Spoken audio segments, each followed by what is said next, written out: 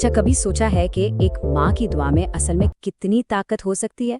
आज हम एक ऐसी ही छोटी सी लेकिन बहुत गहरी कहानी पर बात करेंगे जो हमें ईमान, सब्र और वक्त के साथ आने वाली तब्दीली के बारे में बहुत कुछ सिखाती है। और कहानी का मरकजी सवाल ये है, क्या दुआ तकदीर बदल सकती है?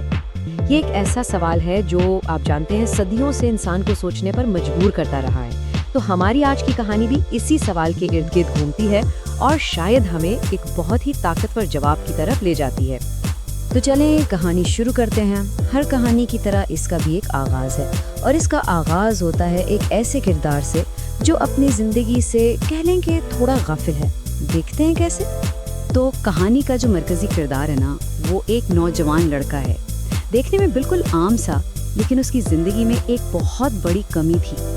और वो कमी थी उसके अपने रब के साथ ताल्लुक़ में। मसला ये था कि वो अपनी नमाज़ों में बहुत सुस्ती करता था और यही आदत, यही गफलत उसकी ज़िंदगी की सिमत तय कर रही थी। लेकिन जहाँ एक मसला था, वहीं एक उम्मीद की किरण भी थी। एक ऐसा अमल था जो बहुत खामोशी से लेकिन मुसलसल उसकी ज़िंदगी को बदलने वाला था। वो ताकत, वो उसकी माँ की दुआ में छुपी हुई थी। हर रात जब सारी दुनिया सो रही होती, वो अपने बेटे के लिए हाथ उठाती थी। यही वो मुसलसल अमल था जो तकदीर को बदलने वाला था। और उसकी दुआ भी कोई बहुत लंबी चौड़ी नहीं थी, बस एक सीधी सादी दिल से निकली हुई इल्तिजा, या अल्लाह मेरे बेटे को हिदायत दे। बस यही अल्फाज थे जो हर रात उसके दिल से निकलते, उसकी मोहब्बत और उसकी यकीन का सबूत बनकर। अच्छा, तो क्या ये दुआ फौरन कबूल हो गई? नहीं, ऐसा नहीं हुआ। कहानी हमें ये सिखाती है कि कुछ तब्दीलियों में वक्त लगता है। ये एक रात की कहानी नहीं, बल्कि सब्र की एक बहुत लंबी दास्तान थी।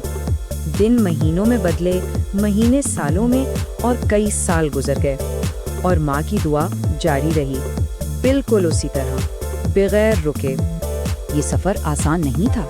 गफलत के शुरुआती नुक्ते से लेकर हिदायत की मंजिल तक पहुँचने में कई सालों का फासला तय हुआ।